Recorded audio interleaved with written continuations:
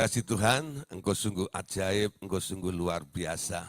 Ini pengakuan dari setiap kami semuanya dalam kehidupan kami. Sungguh luar biasa Tuhan penyertaan-Mu di dalam hidup ini. Terima kasih untuk malam hari ini. Kami mau buka hati kami bersama-sama. Sebentar kami mau belajar kebenaran firman-Mu pada malam hari ini. Berbicaralah Tuhan bagi kami semuanya, sehingga kami boleh mengerti dan menangkap semua apa yang ingin Engkau nyatakan bagi kami semuanya. Kami berkati setiap anak-anak Allah yang telah bergabung malam hari ini, baik yang ada di Facebook maupun yang ada di Zoom meeting pada malam hari ini. Kami ada di dalam hadirat Allah yang sama dan kami akan fokus terhadap Engkau. Hati kami haus akan Engkau, jiwa kami lapar akan Engkau. Kenyangkan kami Tuhan malam hari ini. Kami minta Bapak Surgawi kirimkan roh hikmat dan wahyu kepada kami semuanya, sehingga kami boleh menangkap dan mengerti semua kebenaran-kebenaran firman-Mu yang boleh kami pelajari bersama-sama pada malam hari ini. Terima kasih Bapak, yang mengucap syukur dalam nama Tuhan Yesus, semua yang percaya boleh berkata bersama-sama, amin. Ya.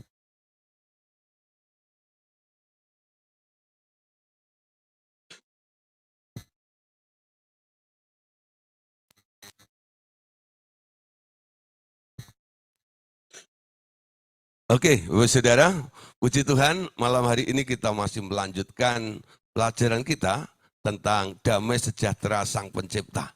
Ya, tadi malam sudah kita bahas ya, bagaimana dalam kondisi yang sama Tuhan Yesus dan murid-muridnya ada di Danau Galilea itu, ketika angin, ombak, taufan menyerang, menerpa kehidupan mereka, ya dalam kondisi seperti itu. Kita lihat ya, dari dua pribadi atau dua kelompok itu, yaitu kelompok murid dan Tuhan Yesus, ternyata ada perbedaan ya, di mana murid-muridnya ketakutan, sementara Tuhan Yesusnya dia malah main ski ya, malah main apa? Main itu jalan di atas air maksud saya gitu loh ya. Lah kenapa yang satu takut, kenapa yang satu tidak? Nah kuncinya ternyata murid-murid Tuhan Yesus ini ya, mereka dipengaruhi oleh perasaan. Sementara Tuhan Yesus punya keyakinan yang luar biasa. Jadi antara iman dan perasaan itu bedanya tipis. Dan itu kadang-kadang manusia sering tidak bisa melihat atau mengkontrol ya. Sebenarnya dia sedang berjalan dalam perasaan atau dia sedang berjalan di dalam iman ya. Nah, kenapa Tuhan Yesus begitu luar biasa imannya? Karena Tuhan Yesus punya damai. Namanya damai sejahtera ya. Nah, damai sejahtera Tuhan Yesus itulah yang membuat Tuhan Yesus gak takut. Apa sebenarnya isi daripada damai sejahtera Tuhan Yesus itu? Tuhan Yesus punya pengertian, ya. Ketika angin, ketika ombak, ketika badai itu datang menghampirinya, dalam pikiran Tuhan Yesus itu, ya, ada yang bunyi begini. Ini semua adalah hasil karyaku. Aku yang menciptakannya. Ya, nah, walaupun sekarang kondisinya lagi liar seperti ini, tapi karena aku yang menciptakannya, aku nggak boleh takut dengan itu. Ya, sehingga Tuhan Yesus bisa menenangkan atau mengendalikan situasinya. Nah, Bapak Ibu Saudara, sekarang kita tahu manusia ini awalnya kita ini dulu juga pernah mencipta surga dan semesta bersama dengan Dia. Kapan itu terjadinya? Ya, ketika manusia itu masih ada di dalam bapak leluhurnya, yaitu Adam. Dan Adam sementara dia ada di dalam Tuhan Yesus, dan Tuhan Yesus ketika itu menciptakan segala sesuatu seperti apa yang dikatakan dalam Yohanes 1 ayat 1 sampai 3 ya. Pada mulanya adalah firman, firman itu bersama dengan Allah dan firman itu adalah Allah. Pada mulanya ia bersama dengan Allah, segala sesuatu dijadikan oleh Dia dan tanpa Dia tidak ada sesuatu pun yang terjadi. Paulus juga menulis dalam kitab Kolose 1 ayat 15 sampai 17 ya. Ia adalah gambar Allah yang tidak kelihatan, yang sulung lebih utama dari segala yang diciptakan. Ayat 16-nya, karena di dalam Dialah telah diciptakan segala sesuatu yang ada di surga, heavenly places, dan yang ada di bumi atau alam materi, yang kelihatan dan yang tidak kelihatan. Baik singgasana maupun kerajaan, baik pemerintah maupun penguasa, segala sesuatu diciptakan oleh Dia dan untuk Dia. Ia ada terlebih dahulu dari segala sesuatu dan segala sesuatu ada di dalam Dia, termasuk manusia sebelum diciptakan oleh Allah ada di dalam Tuhan Yesus. Ya, nah, Bapak Saudara, Pemazmur juga mengatakan dalam Mazmur 33 ayat 6, oleh firman Tuhan langit telah dijadikan oleh napas dari mulutnya segala tentaranya. Nah, Saudara, ya, kita perhatikan di sini, ya. Jadi tadi malam sudah kita simpulkan, ini saya review sedikit supaya mendasari apa yang akan kita pelajari malam hari ini, ya. Jadi Tuhan yang tak lain adalah Yehova menerima perintah dari Bapaknya, yaitu Eloah. Ya. Jadi Yesus itu, anak itu namanya Yehova atau Yahweh, ya. Bapaknya namanya Eloah. Dan dia, Yehova atau Yahweh itu menciptakan semuanya dengan firman-Nya, yaitu setelah dirancang di dalam imajinasinya Yahweh, ya, lalu diucapkan dengan perkataannya, ya, kecuali manusia yang diciptakan dengan cara berbeda. Tubuhnya dibuat dari tanah dengan tangannya dan diberi sebagian dari rohnya sendiri ketika Tuhan menghembuskan nafas kehidupan ke dalam hidungnya. Jadi waktu dia menciptakan baik surga maupun alam semesta itu, roh Adam masih berada di dalam Tuhan Yesus. Berarti waktu itu Adam ikut memerintah bersama dengan Tuhan Yesus, ikut mencipta bersama dengan Tuhan Yesus, bukan?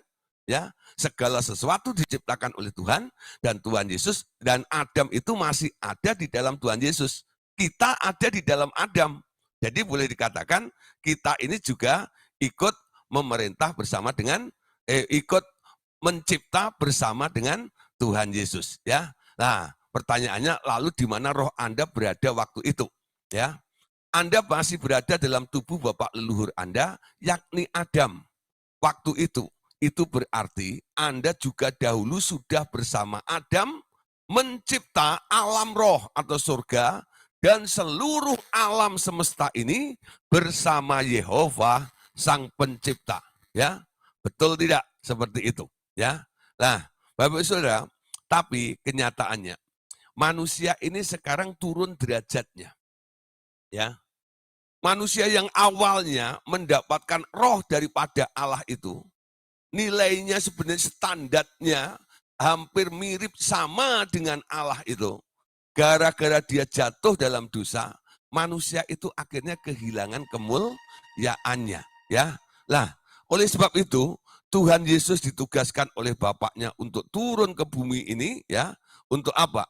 Untuk menebus manusia dan juga untuk mengembalikan kemuliaan di dalam diri manusia tersebut, ya. Nah, jadi mula-mula derajat manusia itu memang setara dengan Tuhan Allah, yaitu Yehova, ya. Karena Adam dilahirkan oleh Tuhan Allah, tetapi setelah berdosa, manusia kehilangan kemuliaannya sebagai keluarga Allah dan menjadi manusia yang berdosa, ya. Nah, pemulihan itu terus dikerjakan oleh Tuhan di dalam kehidupan kita melalui Roh Kudus juga, ya. Nah, sekarang lihat, ya. Oke, kenapa?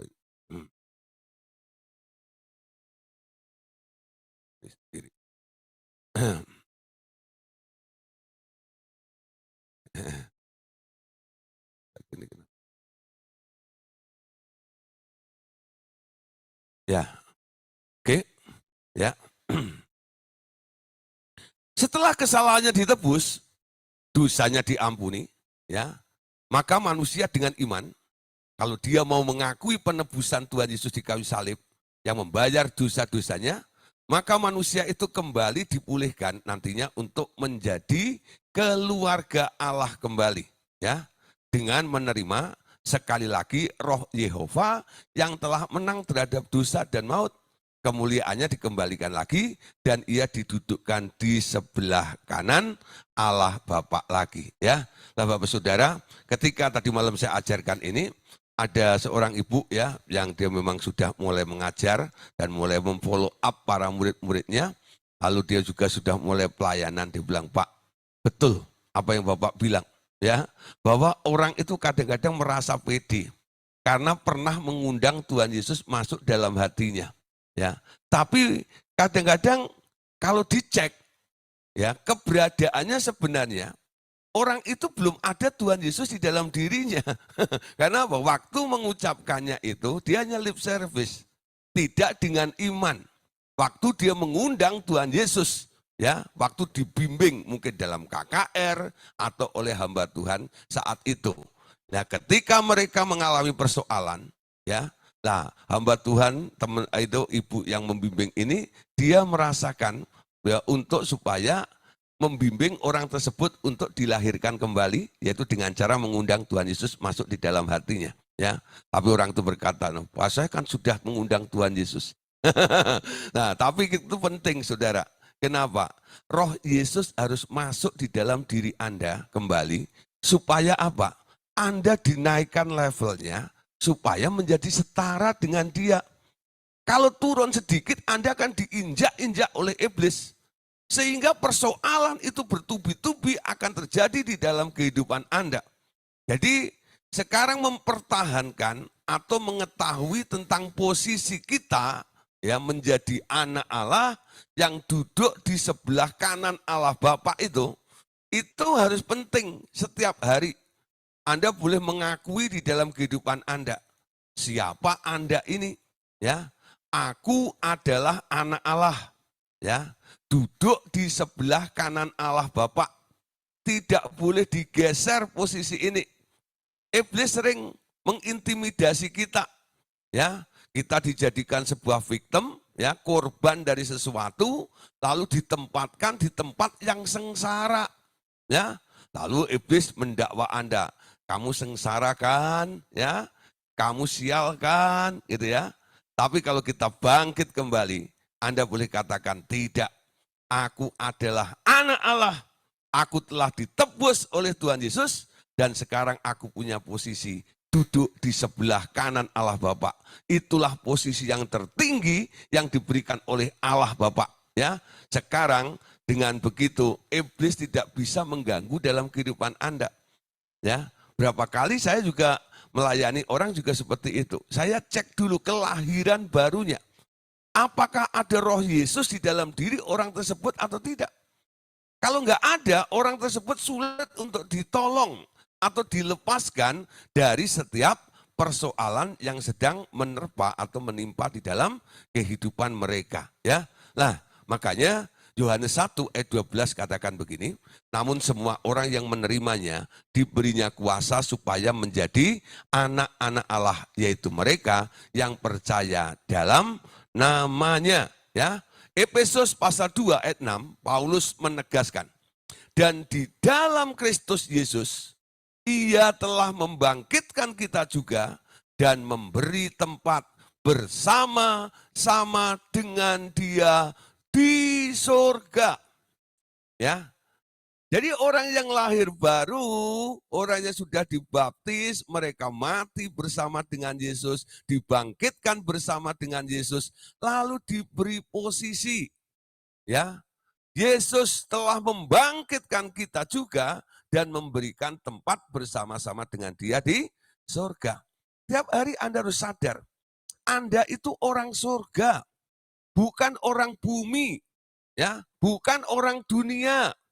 Yesus menebus Anda, Dia bawa kerajaan surga, lalu Anda dievakuasi, dipindahkan ke kerajaan anaknya yang kekasih itu. Akui saja apa yang dilakukan Tuhan Yesus. Aku ini warga negara kerajaan surga, ya. Dan lama-lama culture Anda juga mulai berubah. Sebagai warga negara kerajaan surga, Anda mulai menerapkan, menggunakan sistem yang dibangun dalam kerajaan surga tersebut. Kalau Anda sudah pindah kerajaan dan Anda sudah pindah sistemnya pula, ya, saya percaya segala sesuatunya akan jadi berubah dan lebih baik. Kenapa ada orang sudah mengaku menjadi orang percaya? Katanya juga sudah ada di dalam kerajaan surga, pindah. Tapi karena dia belum mengubah sistemnya, jadi menjadi orang surga tapi masih menggunakan sistem dunia, maka dia tersandung-sandung di dalam kerajaan surga tersebut. Amin. Mulai berubah ya cara berpikirnya seperti apa yang Tuhan pikirkan. Amin. Nah, Tuhan Yesus punya kerinduan bagi kita semuanya dalam restorasi atau pemulihan ini. Makanya Tuhan Yesus berdoa dalam Yohanes 17 ayat 22 sampai ayat yang ke-23. Ya. Ayat ini kadang-kadang hanya dipakai menjadi alat ya, ayat untuk menyatakan sebuah unity atau sebuah kesatuan ya, kesatuan tubuh Kristus seperti itu. Banyak orang khotbah pakai ayat ini ya, Yohanes 17 ayat 22 sampai 23. Tapi malam hari ini kita lihat ya, sebenarnya bukan hanya sebuah kesatuan. Ada hal yang Tuhan lakukan di dalam kehidupan kita, yaitu sebuah restorasi atau sebuah pemulihan. Apa yang dipulihkan? Ya, dikatakan begini dalam Yohanes 17 ayat 22 sampai 23. Aku telah memberikan kepada mereka kemuliaan yang engkau berikan kepadaku, supaya mereka menjadi satu. Sama seperti kita adalah satu. Betul, ayat 22 ini adalah ide gagasan untuk Allah ya. Yesus ini membuat manusia supaya bersatu kembali dengan Allah. Caranya bagaimana? Untuk mewujudkan supaya manusia itu kembali menyatu dengan Allah tersebut.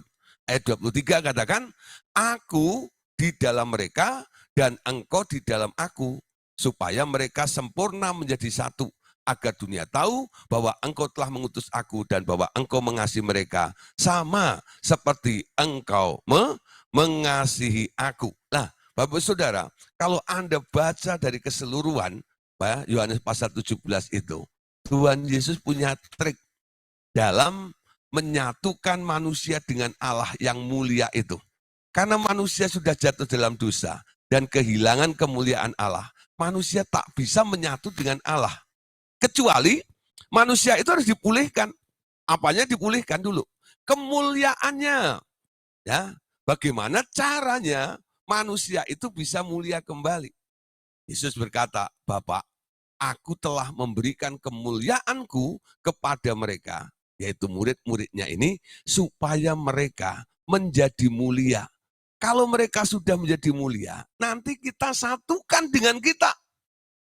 Ya, kalau manusia ini nggak di-upgrade, nggak diubah kembali menjadi mulia, sampai kapanpun manusia nggak bisa kembali kepada Allah yang mulia itu untuk menyatu dengan Dia. Walaupun Anda punya kerinduan yang luar biasa, Anda ditolak. Kenapa?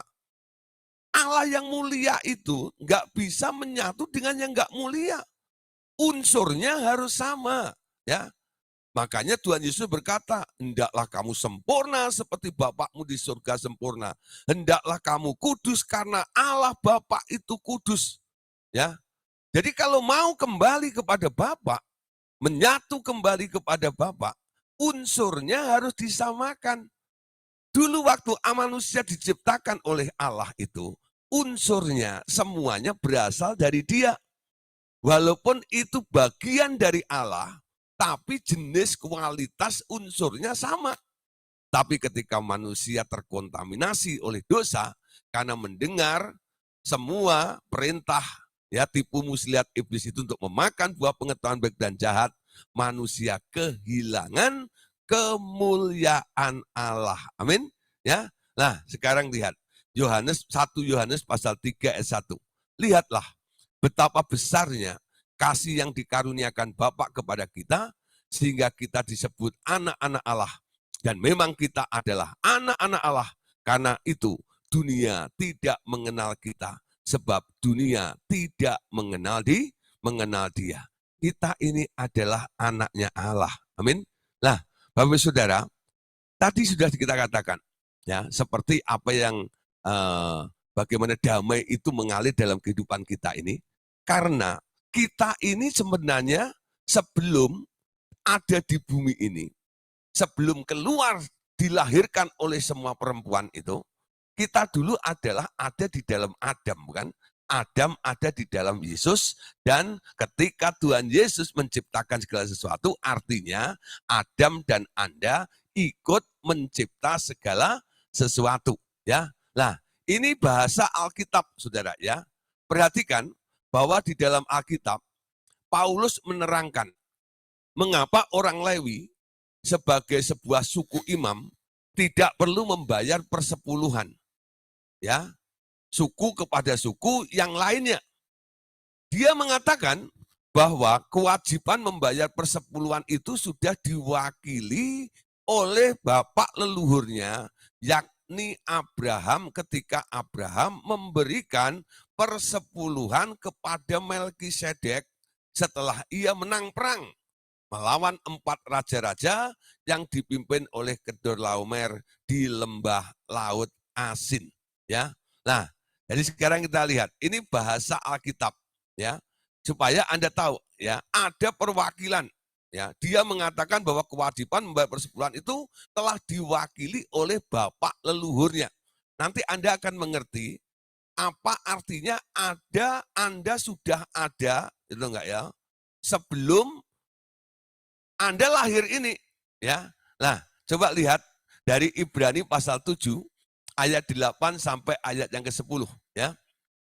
Dan di sini manusia-manusia fana menerima persepuluhan, dan di sana ia yang tentang dia diberi kesaksian bahwa ia hidup, maka dapatlah dikatakan bahwa dengan perantaraan Abraham dipungut juga persepuluhan dari Lewi yang berhak menerima persepuluhan, sebab ia masih berada di dalam tubuh bapak leluhurnya ketika Melkisedek itu menyongsong bapak leluhurnya, ya. Nah, Bapak Saudara, ya, terjemahan yang lain, ya, dalam Ibrani pasal 7 ayat yang ke-10-nya dikatakan karena ia lagi dipinggang bapaknya tatkala Melkisedek berjumpa dengan dia. Nah, dari ayat ini sekarang kita mulai mengerti kenapa orang Lewi nggak perlu membayar persepuluhan. Selama ini alasannya ya karena dia adalah suku imam, ya. Memang ada alasan karena dari 10 suku, dari 12 suku itu yang tidak ikut menyembah patung lembu emas hanya 1 suku, ya. Sehingga 1 suku itu masih dinyatakan clean, bersih. Nah, sementara 11 suku sudah tercemar najis berhala patung lembu emas itu. Nah, ketika itu mereka nggak layak untuk jadi imam, ya. Nah, akhirnya 1 imam ini. Tapi sebenarnya ada alasan yang lebih baik lagi, ya. Nah, sebenarnya kalau dikatakan Lewi itu tak perlu membayar persepuluhan, ya. Memang Saudara kalau Anda lihat ada aturannya. Antara imam secara intern, mereka juga saling membayar sih, ya. Imam yang rendah membayar persepuluhan kepada imam yang lebih senior, ya. Nah, nanti semakin gitu, lalu paling topnya si Harun sebagai imam besar seperti itu, ya. Tapi 1 suku ini enggak perlu membayar persepuluhan kepada suku-suku yang lainnya, ya. Kenapa? Nah, menurut kitab Ibrani tadi, ya, dikatakan maka dapat dikatakan bahwa dengan perantaraan Abraham dipungut juga persepuluhan Lewi yang berhak menerima persepuluhan itu. Kenapa? Abraham itu, ya, mewakili, ya. Jadi sebenarnya 12 suku Israel ini, ya, ini kan cucunya Abraham, ya, cicitnya kalau boleh dibilang, ya. Jadi Abraham punya anak namanya Ishak, Ishak punya anak namanya Yakub, itu cucu, ya. Lalu cicitnya itu 12, ya. 12 suku Israel itu loh, ya. Nah, itu sebenarnya masih keturunan daripada Abraham. Suatu hari Abraham itu berperang karena keponakannya Lot itu ditawan. Lalu dia membebaskan Lot dari tawanan itu, ya, dari raja tentara yang menawan keponakannya ini. Lalu Abraham kerahkan tentaranya. Sebenarnya itu bukan tentara, karena Abraham itu nggak punya tentara, ya. Dia sebenarnya gembala-gembala ternaknya Abraham itu loh, ya.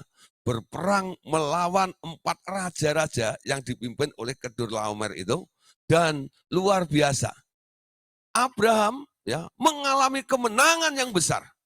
Ketika dia pulang dengan membawa jarahan yang begitu luar biasa, di tengah jalan dia ketemu dengan satu orang, ya, yang disebut sebagai imam, Imam Melkisedek, ya, Imam Melkisedek.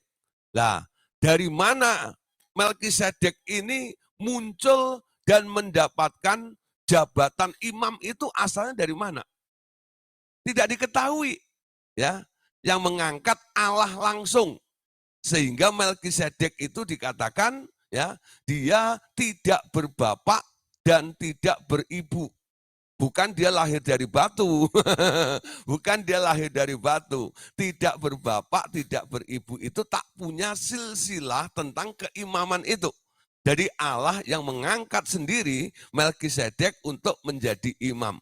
Ketika ketemu dengan Abraham kasih persepuluhan, ya.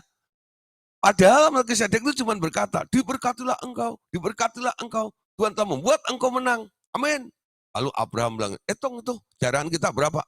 Kasih 1/10 kepada Imam Melkisedek itu. Apa yang dilakukan oleh Abraham ini, ternyata, ya, ini merupakan sebuah profetik. Ya enggak? Tindakan profetik. Yang menerima dampaknya adalah cicitnya, yaitu ke-12 suku Israel, khususnya suku Lewi, ya. Jadi kalau dipersoalkan, kenapa suku Lewi tidak membayar persepuluhan? Sudah diwakili oleh engkongconya, ya. Engkongconya yang mewakili. Kapan itu? Ketika suku Lewi itu masih ada di pinggang engkongconya itu, bapak leluhurnya itu, ya. Jadi dilakukannya di masa lampau, ya, tapi berlaku setelah 4 generasi setelah itu, ya. Apa yang dilakukan oleh Abraham mewakili suku Lewi tersebut. Amin. Nah, sekarang kita tahu kalau kita mengakui bahwa kita pernah bersama dengan Tuhan Yesus, ketika itu, ya, kita masih ada di dalam pinggang bapak leluhur kita. Siapa bapak leluhur kita? Bapak leluhurmu adalah Adam, ya. Dan Adam dulu ada di dalam Tuhan Yesus. Ketika Tuhan Yesus menciptakan langit, bumi, alam roh, dan materi ini, Adam ada di dalam Yesus. Artinya, karena Anda juga masih ada di dalam Adam, pinggangnya Adam itu, Anda sekarang, ya, bisa mengakui juga, aku juga pernah ikut mencipta alam roh, surga, dan alam materi bersama dengan Tuhan Yesus. Amin. Nah, ketika kita menangkap pengertiannya seperti ini, nanti akan muncul damai sejahtera Sang Pencipta.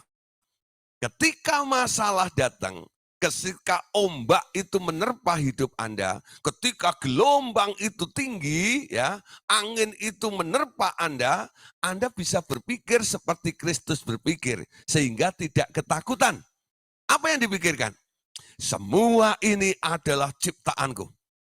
Anda juga boleh berpikir seperti itu, ya. Tapi kalimatnya Anda boleh tambahin sedikit, ya. Kalau Yesus hanya bilang, ini semua adalah ciptaanku. Tapi Anda boleh berkata begitu, tapi tambahin sedikit, ya. Ini semua adalah ciptaanku bersama dengan Tuhan Yesus. Ya, bersama dengan Tuhan Yesus, karena Anda ada di dalam Yesus. Ketika Yesus menciptakan segala sesuatu, Anda boleh klaim juga, Anda juga ikut menciptanya. Amin. Dengan Anda berpikir ikut mencipta, tidak ada kegentaran, tidak ada ketakutan di dalam hidup Anda. Nah, sekarang melihat ya, mulai belajar. Malam hari ini merenungkan kembali ya, bahwa memang kondisinya seperti itu. Bagaimana Anda bisa memiliki damai Sang Pencipta itu? Ya, Anda harus berpikir, Anda adalah Sang Kreator. Anda adalah Sang Pencipta juga bersama dengan Yesus. Anda mencipta bersama dengan Tuhan Yesus. Amin. Nah, sekarang posisi kita di mana sebagai anak Allah ini, ya? Oke, ya, mulai bingung sedikit. Tapi enggak apa-apa ya, memang pelajaran ini harus dicerna baik-baik ya. Kalau Anda cuma sekedar lewat saja gitu, enggak nangkep ya. Saya untuk memahaminya juga lama ya. Sekarang setelah Anda dengan iman mengundang Tuhan Yesus masuk ke dalam hati Anda, rohnya masuk ke dalam diri Anda dan menyatu dengan roh Anda ya. Yang lama juga yang juga berasal dari Dia nanti diperbaharui dengan masuknya roh Tuhan Yesus bersama roh Yehova dan memugar kembali atau merenovasi roh Anda yang lama, mengembalikan lagi kemuliaan Allah kepada Anda, menaikkan level Anda menjadi sejajar duduknya bersama dengan Allah Bapa, dan Anda berada jauh lebih tinggi dari semua ciptaan dan makhluk-makhluk yang lain ya. Bahkan Anda sekarang diberitahu bahwa ketika dahulu Yehova atau Tuhan Yesus menciptakan para malaikat, Anda ikut mencipta bersama ya. Sebagai apa? Ya, co-creator. Ya, co-creator ya. Jadi Anda ini pendamping, asistennya Tuhan Yesus ketika Tuhan Yesus menciptakan segala sesuatu. Ya. Kapan? Ketika Dia menciptakan malaikat. Itu termasuk Lucifer juga. Ketika Tuhan Yesus menciptakan namanya Lucifer, Anda jadi co-creatornya juga kan? Betul nggak? Anda menjadi asistennya juga, ikut mencipta si Lucifer itu. Yang dahulu adalah malaikat yang amat elok di surga. Ya, sebelum dia berubah karena jatuh dan menjadi setan. Ya, nah, ketika Tuhan Yesus atau Yehova menciptakan bumi dengan segala isinya, Anda juga ikut mencipta bersama dengan Dia, termasuk angin, ya, bukan masuk angin maksud saya ya, termasuk angin, ya, termasuk ombak, ya, termasuk laut, termasuk gunung-gunung, termasuk pohon-pohon, dan semua ciptaan yang lainnya. Amin. Ya. Sehingga Anda bisa memerintah atas semua yang pernah diciptakan, dan Anda sebagai co-creatornya tadi. Ya. Hai ombak, seperti Yesus berkata, jadilah tenang. Nah, Anda sebagai co-creator, Anda juga boleh ngomong begitu. Hai ombak, tenang. Ya. Laut, diam. Betul enggak? Nah, semua tunduk baik kepada Sang Creator, juga tunduk kepada co-creatornya juga. Amin. Nah, ya, asistennya Tuhan pada waktu Dia menciptakan segala sesuatu tadi. Amin. Itu posisi Anda. Sehingga kita nggak boleh takut lagi. Tidak boleh takut dengan badai. Apalagi takut dengan setan. Ya, nggak boleh lagi. Setan yang takut dengan Anda. Amin. Jadi orang Kristen masih takut sama setan. Anda kehilangan posisi Anda sebagai co-creator tadi. Amin. Ya. Nah, Efesus pasal 2 ayat 4 sampai ayat yang ke-7. Tetapi Allah yang kaya dengan rahmat oleh karena kasih-Nya yang besar yang dilimpahkannya kepada kita telah menghidupkan kita bersama-sama dengan Kristus sekalipun kita telah mati oleh kesalahan-kesalahan kita.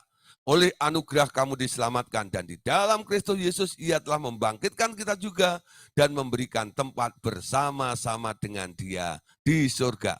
Supaya tujuannya pada masa yang akan datang Ia menunjukkan kepada kita kekayaan anugerahnya yang melimpah-limpah sesuai dengan kebaikannya terhadap kita di dalam Kristus Yesus. Amin.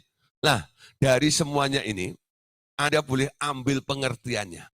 Ya, pengertiannya apa? Pengertiannya sekarang bahwa Anda bersatu dengan Tuhan Yesus yang duduk bersama Dia, yaitu Allah Bapa di surga. Ini adalah titik mula cara Anda memandang diri Anda sendiri. Ya, cara memandang Anda sekarang Anda lihat nih. Ya, yang saya pakai headlight ini ya, warna coklat ini. Anda bersatu dengan Tuhan Yesus yang duduk bersama dengan Bapaknya di surga. Amin. Posisi Anda seperti ini. Tiap hari Anda harus berpikir seperti itu, ya, dan jangan pernah digeser pemikiran Anda oleh si iblis. Sekali Anda tergeser, Anda turun dari posisi ini, nanti Anda akan ada di bawah cengkeraman si iblis. Ya, karena dia adalah penguasa-penguasa di alam roh atau di udara itu loh, ya. Nah, di atasnya pemerintahan iblis itu adalah posisi Anda.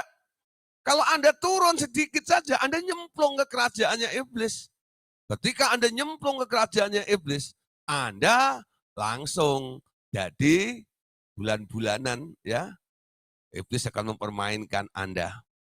Ya, gelisah, takut, bimbang, kecewa, ya, takutan, khawatir, mulai muncul dalam hidup Anda. Tapi kalau Anda tetap bertahan, aku bersatu dengan Tuhan Yesus, duduk bersama dengan Bapa di surga. Tepatnya di sebelah kanan Allah Bapa. Ya, itu titik mula cara Anda memandang diri Anda sendiri. Gak usah diingatkan. Banyak orang itu perlu diingatkan. Bu, ibu siapa? Jadi lupa diri. Ada orang punya penyakit lupa diri, ya loh. Ketika sudah ditebus oleh Tuhan Yesus, siapa dia selalu lupa. Ya. Dia selalu termakan dengan isu yang dilempar oleh si iblis melalui situasi, keadaan, dan Anda selalu senang ada di daerah itu. Ya. Apalagi orang-orang yang selalu memohon, meminta perhatian dan belas kasihan. Tolong, aku jadi korban nih loh. Betul nggak ya? Kalau orang sudah berpikir seperti itu, dia sudah tergeser dari posisinya. Ya, sejak Anda bersama dengan Tuhan Yesus, Anda bukan korban. Anda orang yang paling berbahagia. Anda orang yang paling beruntung. Amin. Karena apa? Tuhan angkat Anda pada posisi tempat Anda tepatnya ada di atas kepalanya iblis. Anda nggak perlu takut dengan dia. Ya, iblis ada di bawah kaki Anda. Amin. Semua masalah ada di bawah kaki Anda. Ya, jangan jadikan masalah itu ada di kepala Anda. Pak, pusing Pak, pusing Pak. Kenapa? Kepala saya penuh dengan masalah. Ya, kenapa orang pusing? Karena kepalanya penuh dengan persoalan. Ya, penuh dengan masalah. Masalah jangan ditaruh di dalam pikiran. Masalah ditaruh di kaki Anda. Amin. Musuh taruh di kaki Anda. Karena apa? Posisi Anda sebagai anak Allah, duduk di sebelah kanan Allah menyatu dengan Tuhan Yesus ini, membuat Anda boleh berpikir seperti itu. Setiap persoalan ada di bawah Anda. Amin. Ya, saya ingat satu hari, ya, Billy Graham itu bilang, ketika dia, yaitu almarhum ya, itu Mr. Clean istilahnya. Ketika dia meninggal ada sebutan Mr. Clean, ya. Dia memang integritasnya luar biasa, ya. Nah, Billy Graham ini pernah disarankan oleh para teman-teman dan penasihatnya karena dia beberapa kali menjadi penasihat presiden, ya. Lalu dibilang, kamu calonin diri lah jadi presiden, ya. Kalau di Amerika itu siapa aja dari kelompok apa aja bisa, ya, dengan untuk jadi presiden. Dulu Ronald Reagan itu kan dari artis, ya. Nah, kalangan selebriti juga bisa jadi presiden walaupun enggak dari kalangan politik seperti itu loh, ya. Nah, jadi dianjurkan untuk jadi presiden. Tapi apa jawaban daripada Billy Graham? Tidak. Ini presiden Amerika loh, ya. Bukan presiden Depok. Presiden Amerika, bukan presiden Cepu, ya. Nah, ini presiden Amerika, ya. Dia bilang apa? Tidak, ya. Saya adalah hamba Tuhan. Saya hamba Tuhan. Jabatan saya lebih tinggi dari semua jabatan, termasuk presiden di Amerika. Wah, semua kaget. Jadi menjadi hamba Tuhan. Posisi dia, karena aku anak Allah, duduk di sebelah kanan Allah Bapa, aku boleh memerintah bersama dengan Tuhan Yesus, ya. Batas semua alam ini. Wah, ya. Nah, sekarang perhatikan, ya. Ini iman seperti ini membuat Anda ini tidak gentar menghadapi apapun juga. Satu hari saya pernah cerita, ya. Ketika saya baru masuk kota Jakarta, ya, kira-kira saya masuk tahun 93, ya. Lalu 94 saya mulai gabung dengan RTM ini, 93 akhir, ya. 94 saya sudah berjalan sama Andreas dan Buturkas itu, nah, kemana-mana. Nah, terus satu hari 94 atau 95 saya lupa itu, saya diundang di satu persekutuan, ya. Nah, itu Napan Group namanya, yaitu di Wisma Indosemen, ya. Nah, sebenarnya bukan saya yang diundang awalnya, ada satu kenalan saya, seorang direktur, dia owner juga, ya, CEO dari Royal Orsindo, ya, itu yang membawa burung unta masuk ke Indonesia pertama itu, namanya Pak Sutana, ya. Kenapa namanya Pak Sutana? Saya tanya, itu nama baptis katanya, ya. Kok baptisnya Sutana? Iya, sudah tak nakal lagi katanya. Ya, nah, akhirnya karena dia nggak bisa, ada meeting mendadak gitu, ya, Dewan Direksi, akhirnya dia telepon saya, Pak Gideon, bisa nggak gantiin saya khotbah? Padahal saya itu baru kenal dengan dia, ketemu di Bukit Doa gitu loh, ya. Lalu tukeran nomor telepon. Lalu saya pergi nih, ya, sampai sana. Saya tahun-tahun itu belum punya kendaraan. Saya naik bis kota, dan bis kotanya pun yang paling murah yang saya naikin, ya, yang reguler itu 250 perak dari Blok A, ya, masuk ke Jalan Sudirman sana, ya. Nah, sampai di sana karena Blok M itu macet dan sebagainya, saya terlambat, saudara, ya. Jadi ibadah jam 12 itu, saya datang udah jam 12 lebih 10, ya. Itu sudah ditunggu di lobi begitu. Ketika saya datang, langsung Pak cepet Pak gitu, ya. Nah, kira-kira masuk gitu udah jam 12:04 lah, ya. 12:04 itu lah, waktu saya udah kepotong banyak. Kan tuh ibadah cuma 1 jam, ya. Nah, saya masuk, buka pintunya, saya kaget. Kenapa? Karena nggak seperti apa yang saya bayangkan. Khotbah di kantor, paling karyawan gitu, ya. Nah, office boy dan sales-sales dan sebagainya. Hari itu semua yang datang, dewan direksi, sekretaris, semuanya pakai jas. Sementara saya datang pakai baju putih, celana hitam, pakai dasi. Saya pikir tadi sudah paling keren, gitu enggak loh. Ketika saya masuk, saya kaget, ya. Rasanya saya kebanting itu, kalah Pak, kalah penampilan, ya. Saya kayak waitress saja, ya, mengantarkan minuman kepada bos-bos seperti itu. Rasanya pengen keluar saja, tutup pintu kabur gitu, ya. Tapi ketika saya mulai berpikir begitu, saya ingat apa yang dikatakan Billy Graham tadi. Billy Graham bilang gitu, ya, bahwa hamba Tuhan itu lebih tinggi daripada semua jabatan manusia di dunia ini. Lalu saya ingat omongan itu. Ya, saya kuatkan iman saya. Saya adalah hamba Tuhan. Walaupun penampilan culun, kalah penampilan dengan mereka, tapi saya adalah hamba Tuhan. Walaupun ini para direktur, itu enggak ya, bahkan ada ownernya juga di situ, ya. Ini perusahaan besar, saudara ya. Nah, tapi saya ngomong dalam hati saya, dengar, kamu hamba dunia, saya hamba surga, hambanya Allah, lebih tinggi, ya. Tadi awalnya saya tunduk kepala saya karena malu, karena takut, ya, karena gemetar. Ketika saya angkat iman saya, kuatkan hati saya, lalu saya mengerti saya lebih tinggi daripada mereka itu, saya bisa menatap mereka, ya, dalam hati saya sambil menyanyi, ya. Maka tegaklah kepalaku, hadapi lawanku yang berada di sekelilingku. Wow, saudara, saya angkat iman saya seperti itu. Ya, nah, apa yang terjadi, saudara? Ya, akhirnya setelah mereka nyanyi satu lagu selesai, lalu saya diizinkan khotbah. Tapi ya kan udah ada aturannya, ya, bahwa sebelum jam 1 harus sudah selesai, ya. Jadi waktu saya tinggal 20 menit khotbah. Khotbah saya singkat sekali, saya bicara tentang terobosan, ya. Lah nggak tahu tuh, kok saya khotbah itu rasanya itu udah ngambang, nggak tahu ngomong apa, seperti apa gitu ya. Tapi selesai, gitu ya, ada beberapa orang yang pakai jas-jas itu kasih salam ke saya. Terima kasih Pak Pendeta, ya. Khotbahnya sangat memberkati saya, ya toh. Dalam hati saya berkati apanya ya? Kayaknya saya tadi ngomong itu ngambang seperti gitu ya. Nah, tapi terus akhirnya saya pulang. Naik bis lagi ya, pulang ke kos-kosan saya, waktu itu masih kos. Ya, nah di bis itu saya merenung, saya tadi ngapain gitu ya. Lalu tuh Roh Kudus bilang ini, kamu telah berbicara ya di depan orang-orang berpengaruh, di depan orang-orang besar di perusahaan itu, ya.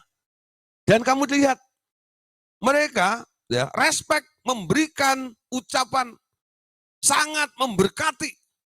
Waduh, ya dari situ roh saya semakin besar. Ternyata jadi hamba Tuhan itu lebih besar dari semua jabatan yang ada di dunia ini. Ya, posisi Anda ketika Anda berpikir sebagai anak Allah, duduk di sebelah kanan Allah Bapa seperti itu. Apapun keadaan, kondisi, situasi, siapapun juga, atau enggak, yang ada di sekitar Anda, yang di bawah bumi ini, di atas bumi ini, semua ada di bawah kontrol Anda. Anda lebih tinggi daripada dia, amin. Makanya dimulai dari cara berpikirnya. Siapa Anda? Anda di dalam Yesus, dan sekarang Yesus dan Anda yang di dalamnya duduk di sebelah kanan Allah Bapa. Semua ada di bawah kaki. Amin. Ya, itu saya alami berapa kali. Setelah peristiwa itu, Tuhan bawa saya, itu enggak ya, kepada pengalaman-pengalaman yang lebih lagi. Ya, setelah kami gabung dengan Rumah Doa Segala Bangsa, ada beberapa orang yang mengkoordinir ibadah di kantor-kantor polisi. Ya, dan akhirnya hampir setiap sebulan itu saya dapat jatah 2 kali, ya khotbah di kantor-kantor polisi itu ya. Saya khotbah di Komdak juga, ya lah. Nah di situ ada macam-macam. Nah, kenal lagi orang, undang saya di Kejaksaan Agung, ya. Lah, Tuhan terus bawa ke saya ke instansi-instansi yang tinggi lagi gitu. Saya kadang-kadang merenung, Tuhan, ya, saya nggak punya relasi. Kok saya bisa ada di sini, kenapa? Roh Kudus bilang, karena pikiranmu benar. Karena kamu dididik benar. Posisi anak Allah pada waktu itu menjadi andalan pengajaran RTM. Ya, siapa Anda? Dan itu saya akui terus. Saya anak Allah, duduk di sebelah kanan Allah Bapa. Ya, semua ada di bawah saya. Nah, nggak heran, betul enggak? Posisi saya ini membuat saya, ya enggak, dibawa oleh Tuhan kepada level-level yang tinggi seperti itu. Tapi kalau Anda mulai merasa, aduh, oh Tuhan, siapakah aku ini?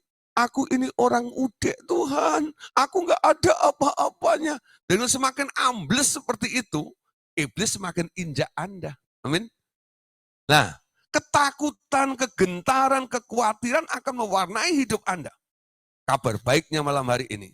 Bagi Bapak Ibu Saudara yang masih terintimidasi dengan keadaan, entah itu takut, entah itu khawatir, entah itu bimbang, mengalami masa-masa mungkin dalam diri Anda merasa Anda ini orang yang tak berguna, tak berarti, malam hari ini bisa Anda stop semuanya itu. Bisa Anda buang semuanya itu. Dengan cara apa? Coba mulai berpikir, Anda adalah anak Allah. Ada di dalam Yesus. Dan sekarang, itu enggak? Anda duduk bersama dengan Dia di surga, di sebelah kanan Allah Bapa. Amin. Saya percaya, nanti enggak ada banyak orang telepon lagi atau WhatsApp saya. Pak, begini Pak. Lalu nyanyi betapa malang nasibku. Enggak ada lagi seperti itu. Ada enggak? Menjadi umat-umat pemenang semuanya di dalam Dia. Karena apa? Mindsetnya sudah dirombak. Ya, sudah diubah. Amin. Nah, itu pengertian dasar yang harus ada di dalam setiap kita. Amin. Nah, tadi dikatakan di sini ya, pengertian bahwa Anda bersatu dengan Tuhan Yesus yang duduk bersama Dia di surga ini adalah titik mula cara Anda memandang diri Anda. Amin. Nah, pandang dirimu seperti itu. Pandang dirimu seperti ini. Amin. Nah, setelah Anda ada di posisi itu, Anda mulai melakukan apa yang Tuhan kehendaki di dalam hidup Anda. Ya, seperti tema daripada RTM tahun ini. Datanglah kerajaanmu, jadilah kehendakmu. Melakukan kehendak Allah. Ya, agendanya Allah. Agenda Tuhan harus terjadi dalam kehidupan kita, sehingga kemuliaan semakin nyata di dalam kehidupan kita juga. Amin. Pemahaman akan posisi Anda dalam level Anda sebagai anak Allah, ya, atau Allahnya bumi, membuat Anda dapat melakukan semua pekerjaan yang pernah dilakukan Tuhan Yesus dahulu, bahkan lebih besar lagi. Amin. Mulai melakukan apa yang dikehendaki oleh Allah. Matius 7 ayat 21. Ini teguran ya bagi orang-orang yang kadang-kadang merasa dirinya telah banyak melakukan sesuatu. Tapi padahal yang dilakukan tidak sesuai dengan apa yang Tuhan inginkan. Itu artinya tidak tinggal di dalam Dia. Anda di luar Dia. Sehingga melakukan apa yang menjadi keinginan Anda sendiri. Bagi yang ada di dalam Dia, Dia menyatu dengan Tuhan, Dia akan juga ikut melakukan apa yang ingin Allah kerjakan di dalam hidup Anda. Amin. Matius 7:21 katakan, bukan setiap orang yang berseru kepadaku, Tuhan, Tuhan, akan masuk ke dalam kerajaan surga. Melainkan dia yang melakukan kehendak Bapakku yang di surga. Amin. Nah, jadi kenapa orang tersebut, ya padahal dia bernubuat, menyembuhkan orang sakit, tapi nggak pernah disuruh oleh Tuhan. Dia lakukan atas keinginan dan kehendaknya sendiri. Orang-orang yang melakukan kehendak Tuhan, itu disebut oleh Tuhan Yesus sebagai saudara-saudaranya. Matius 12 ayat 50 katakan, sebab siapapun yang melakukan kehendak Bapakku di surga, dialah saudaraku laki-laki, dialah saudaraku perempuan, dialah ibuku. Artinya apa? Kita keluarga. Keluarganya Allah. Kalau kita mau melakukan apa yang Dia ingin lakukan. Lah, Bapak Saudara, apa yang harus kita lakukan?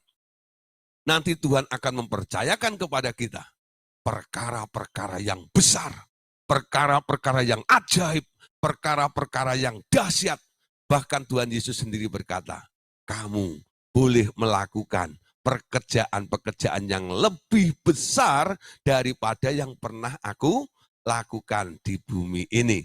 Yohanes 14 ayat 12 sampai 13. Aku berkata kepadamu, sesungguhnya barang siapa percaya kepadaku, ia akan melakukan juga pekerjaan-pekerjaan yang aku lakukan. Bahkan pekerjaan-pekerjaan yang lebih besar daripada itu. Sebab aku pergi kepada Bapa, dan apa juga yang kamu minta dalam namaku, aku akan melakukannya, supaya Bapa dipermuliakan di dalam anak. Mau melakukan perkara yang besar, tinggal di dalam Dia. Amin. Ya, ada di posisinya Tuhan Yesus. Jangan kehilangan ya posisi Anda sebagai anak Allah. Lah, Bapak Saudara, untuk punya pikiran seperti ini kadang-kadang memerlukan waktu yang panjang. Barangkali diperlukan waktu yang cukup lama untuk terus-menerus melakukan pengakuan iman. Ya, nah di sini pengakuan iman baru diperlukan, saudara. Kalau posisimu, keadaanmu masih tergeser, ya, mengakui pikiran-pikiran baru sebagai anak Allah ini, ya. Kalau itu masih macet, belum bisa, ya, terbukti dan Anda masih jatuh bangun terus, tergeser terus, mungkin boleh dibantu dengan pelepasan, ya. Anda minta Roh Kudus untuk membebaskan Anda dari semua jerat-jerat, ya, atau masa lampau Anda, ya, bereskan semuanya sampai pikiran Anda sebagai manusia berdosa, sebagai manusia yang lemah, sebagai manusia yang tak berdaya, sebagai manusia yang penuh dengan cacat dan celah, sebagai manusia yang selalu punya keterbatasan, tak mengetahui pikiran-pikiran Allah, semua nanti dilenyapkan dan diganti dengan pikiran Kristus saja. Ya, gitu ya. Itu baru Anda bisa melakukan kehendak Allah dengan tepat. Kenapa? Ketika Tuhan mempercayakan kepada Anda sesuatu yang besar, nanti kalau Anda menyadari keadaan Anda yang kurang, Anda berkata, oh Tuhan, mana bisa? Siapakah aku ini Tuhan? Ya, nah? Tapi kalau Anda mengerti Tuhan yang mau melakukan di dalam kehidupan Anda dan Anda mau kerjakan, ya, Anda tidak merasa Anda orang berdosa, karena memang Anda sudah dikuduskan oleh Allah. Anda tidak merasa lemah, karena Anda kuat di dalam Tuhan.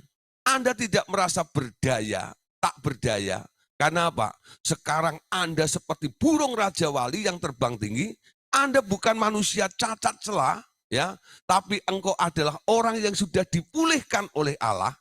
Anda bukan orang yang tidak mengetahui pikiran Allah, tapi sekarang mengerti apa isi hatinya dan maksud Allah di dalam hidup Anda. Amin. Nah, itu harus cepat dilakukan.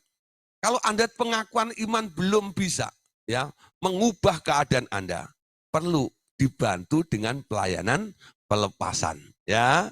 Tapi kalau orang sering-sering dilepaskan, nanti kadang-kadang dia menjadi orang yang malas, dikit-dikit dilepasin, dikit-dikit dilepasin, gitu ya.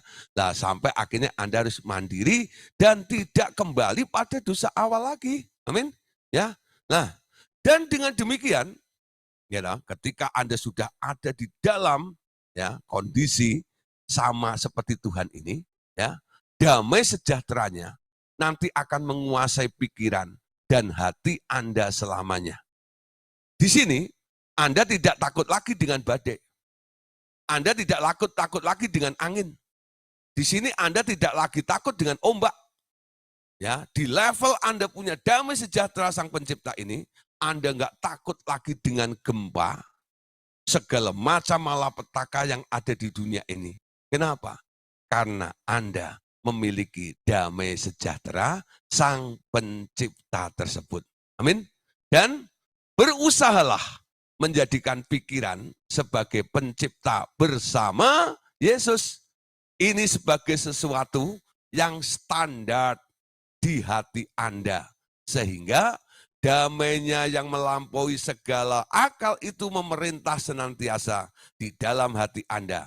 Sejak Anda menyadari posisi Anda yang sebenarnya. Amin. Nah, seperti pertanyaan tadi malam dalam diskusi, Pak, kenapa saya sering kehilangan damai sejahtera? Ya, damai itu harus memerintah. Damai itu harus permanen di dalam hidup Anda. Nggak boleh hilang. Itu jawabannya.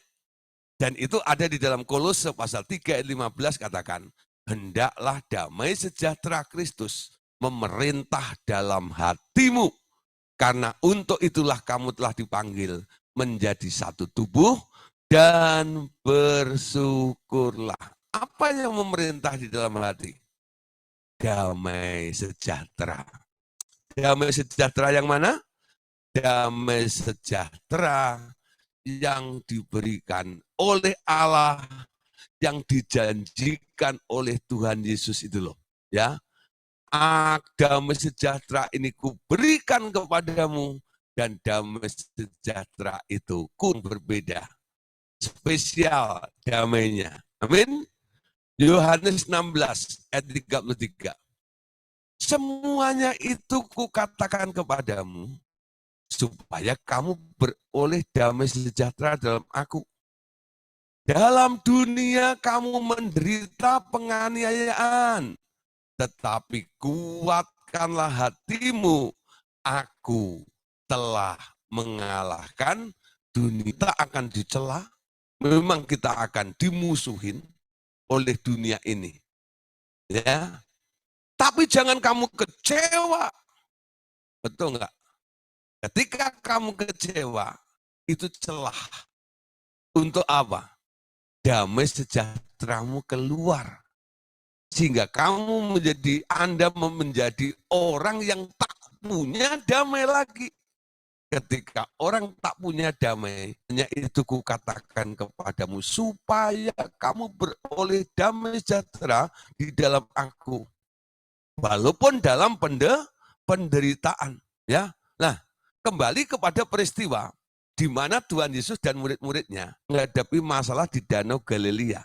Ya, sebenarnya Danau Galilea itu sebenarnya mewakili segala masalah yang ada di dalam dunia ini. Apakah itu masalah penyakit Anda? Atau itu masalah rumah tangga Anda? Atau masalah dalam usaha bisnis Anda? Ya, apapun jenis persoalannya, jangan sekali-kali Anda takut. Amin. Takut. Anda tahu, 2 kali murid-murid ini mengalami masalah di Danau Galilea itu ya. Apa yang dikatakan oleh Tuhan Yesus? Kenapa kamu takut? Itu yang dikoreksi oleh Tuhan. Ketika pencobaan, ketika masalah datang dalam hidup Anda, kenapa kamu takut? Anda enggak takut, Anda punya kemenangan besar. Amin. Tuhan enggak suka orang takut. Amin. Tuhan tidak pernah memberikan roh ketakutan. Tapi yang diberikan roh ketertiban dan damai sejahtera. Amin. Jadi takut itu bukan dari Tuhan. Ya, kecuali takut akan Tuhan ya. Takut dengan masa itu datangnya kalau enggak dari iblis, dari dirimu sendiri.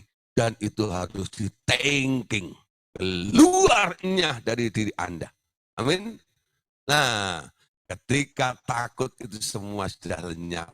Ya, biarkan damai sejahtera Sang Pencipta yang Anda miliki sejak Anda lahir baru itu, yang berkuasa atau memerintah di hatimu. Dan mulailah berjalan terus di atas masalah apapun juga. Ya, nah ini saya kasih gambarnya begini ya. Ini pantai Danau Galilea tadi ya. Sebenarnya ya, ini tadi kan kalau tadi ada gambar murid-muridnya, nih ya. Kalau diambil backgroundnya, ya tinggal Tuhan Yesus sendiri ini, ya. Ini sempat tadi saya mau tampilin, ya. Antara murid dan Tuhan Yesus ini sebenarnya ada perbedaan. Perbedaan apa? Ya, kalau Danau Galileanya itu disingkirkan, ya, ternyata ya Yesusnya ada di alam roh.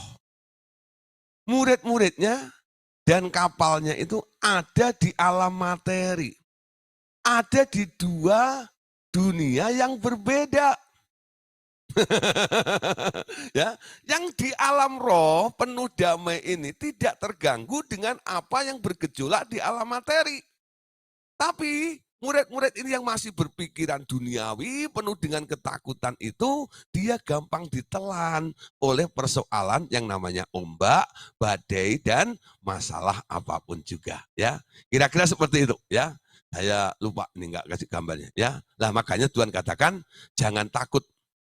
Yang berkali-kali Tuhan ucapkan, bukan hanya nasihat atau sekedar hiburan, tapi sebenarnya adalah sebuah perintah.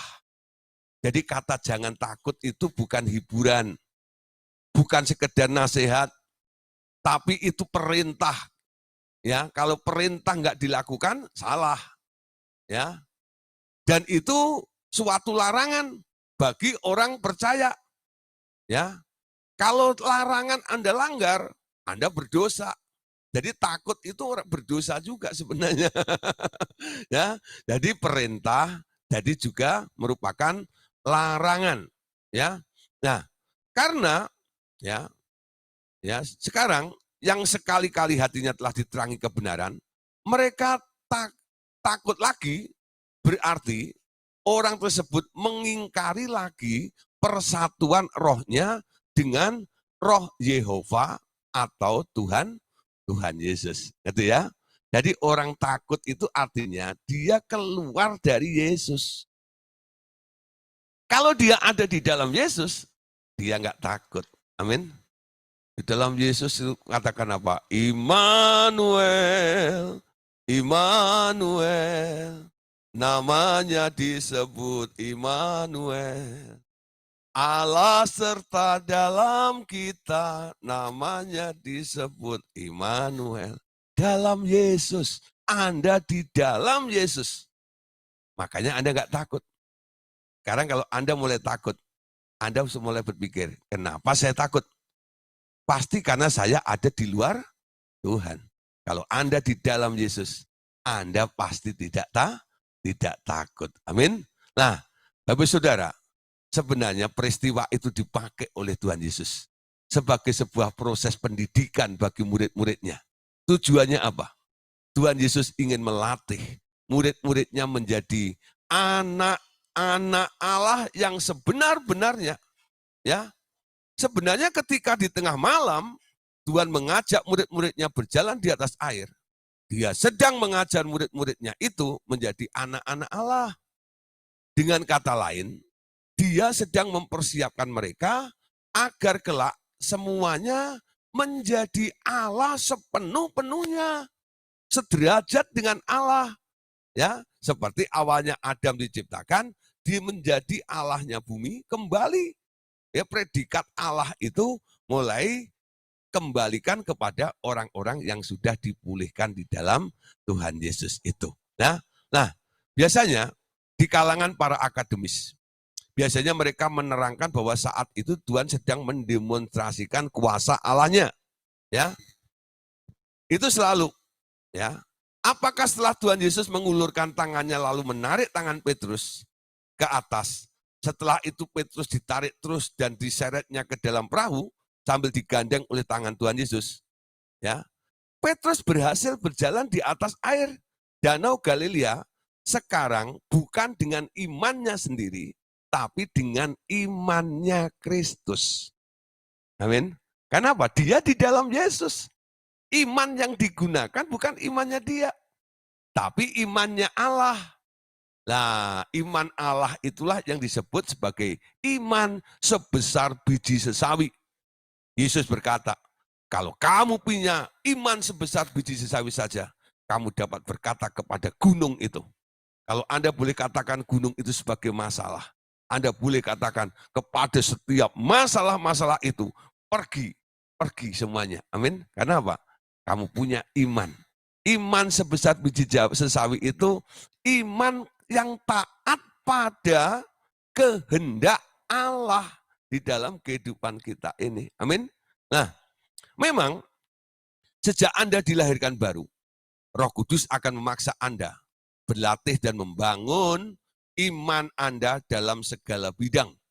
Dari masalah penyakit, masalah uang, masalah pergaulan, hidup, dan sebagainya, sampai pengenalan akan Tuhan.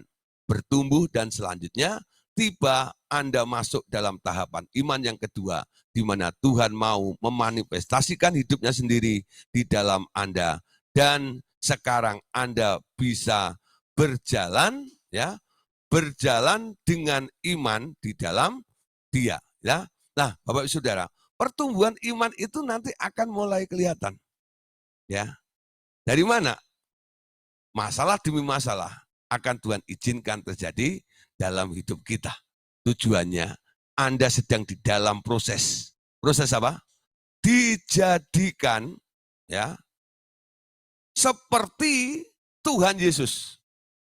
Menjadi anak Allah dalam arti yang sebenar-benarnya. Ya, nah proses ini harus terjadi dalam kehidupan kita. Ya, jangan bimbang, jangan ragu. Tuhan nggak suka dengan orang bimbang.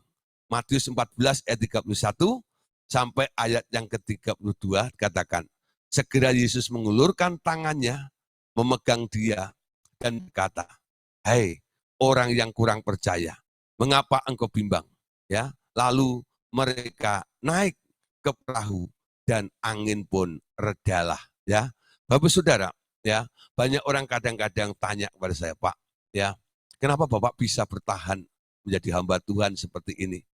Ya, ketika saya mendengar Bapak ada masalah ini dan itu, ya, dan Bapak tidak mencari pertolongan kepada manusia.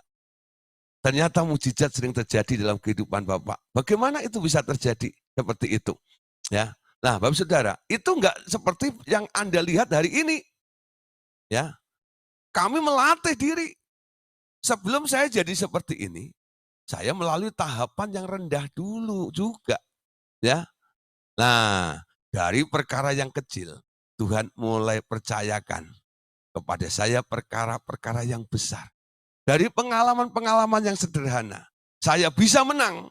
Tuhan bawa lagi ke perkara yang lebih besar. Dan saya menang lagi, menang lagi, menang lagi, menang lagi.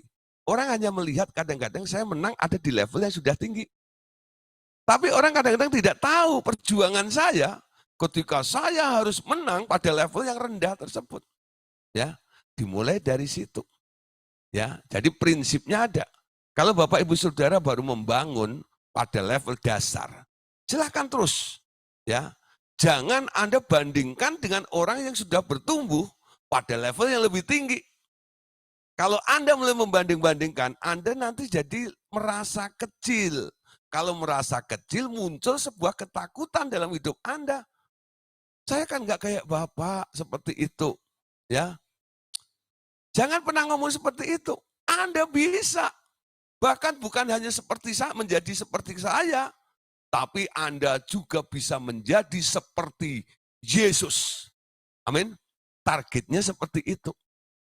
Saya sedang menaikin level untuk terus dibangun menjadi seperti Yesus. Bapak Ibu Saudara juga seperti itu. Anda sedang dilatih dalam masalah apa saja. Mungkin masalah penyakit, masalah keuangan, masalah keluarga, apapun juga. Di sini Anda sedang dilatih.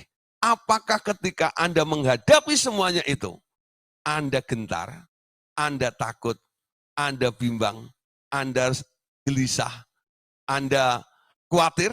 Nah, di sini lihat nih. Ini menentukan nanti ke depannya, ya.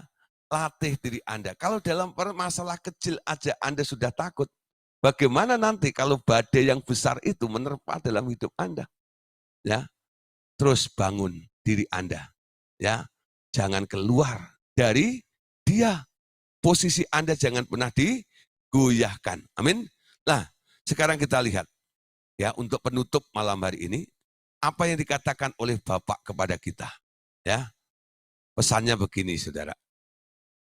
Ya, jika seorang hamba seperti Yesaya dan Yosua dapat mengendalikan matahari dan bulan hanya dengan kata-kata mereka, tak terlalu aneh bagi seorang anak Allah untuk melakukan hal yang sama. Engkau juga sudah ditinggikan di atas semua benda-benda itu. dengan statusmu sebagai anak Allah, ya, sekarang tinggal menyadari tingkat posisimu di dalam alam ciptaan ini. Ya, perhatikan di sini ya. Jadi sekarang pesan Allah Bapa ini harus Anda ingat ya. Dia mau Anda sekarang harus tahu keadaan Anda. Ya, dibandingkan dengan apa yang Tuhan sudah pernah lakukan di masa perjanjian lama. Ya, ada seorang namanya Yesaya, ya. Dapat dan Yosua, ya. Mengendalikan matahari, bulan. Sekarang Anda anak Allah. Anda lebih besar daripada Yesaya. Anda lebih besar daripada Yosua. Amin. Anda bisa mengendalikan semua materi ini, termasuk persoalan-persoalan hidup Anda. Semua ada di tangan Anda. Ini tergantung status Anda sebagai anak Allah dan Anda sadar tinggal ya pada tingkat posisi di dalam hidup Anda ini ya. Nah, oleh sebab itu ya, malam hari ini Anda boleh mengadakan pengakuan iman. Ini bukan mantra ya, tapi paling enggak menjadi sebuah dasar saja ya. Bagaimana Anda melakukan pengakuan iman? Anda boleh katakan begini ya. Yang di Zoom meeting boleh Anda baca bersama-sama pengakuan iman ini ya. Aku bersyukur mengetahui rancanganmu dari sebelum dunia dijadikan, bahwa aku ditentukan menjadi pewaris damai sejahtera Sang Pencipta, dan bahwa aku di dalam Dia telah dikembalikan menjadi pencipta alam semesta dan semua yang ada di alam roh, langit dan bumi, malaikat dan surga. Kalian adalah ciptaanku bersama dengan Yehova atau Tuhan Yesus Kristus. Mulai sekarang, aku yang memegang otoritas atas bumi dan alam roh bersama Yehova, Tuhan Yesus Kristus. Amin ya. Nah, coba Bapak Saudara nanti boleh ulang ya. Anda boleh tambah-tambah sedikit menurut keadaan Anda. Pengakuan iman ini nanti akan membenahi posisi Anda yang sedang salah saat ini ya. Kenapa Anda takut? Kenapa Anda khawatir? Kenapa Anda gelisah hari-hari ini? Ya, bisa Anda ubah dengan cara Anda mengakui dulu. Aku bersyukur Tuhan atas rancanganmu dari sebelum dunia dijadikan, ya, dan aku telah ditentukan sebagai ahli waris. Nanti Anda akan mendapatkan pengertian, ya, tentang apa itu ahli waris. Apa Anda ucapkan aja semua yang Tuhan telah teguhkan di dalam amin. Nah, puji Tuhan, saudara, malam hari ini ya kita sudah selesaikan tentang damai sejahtera Sang Pencipta ya. Besok kita akan besok ya, hari Senin ya. Besok ada seminar. Hari Senin kita akan kembali lagi ya, temanya tentang duta perdamaian ya, bahwa kita ini dijadikan duta-dutanya Allah untuk memperdamaikan segala makhluk. Amin. Oke, terima kasih. Tuhan Yesus memberkati kita semuanya. Amin. Oke.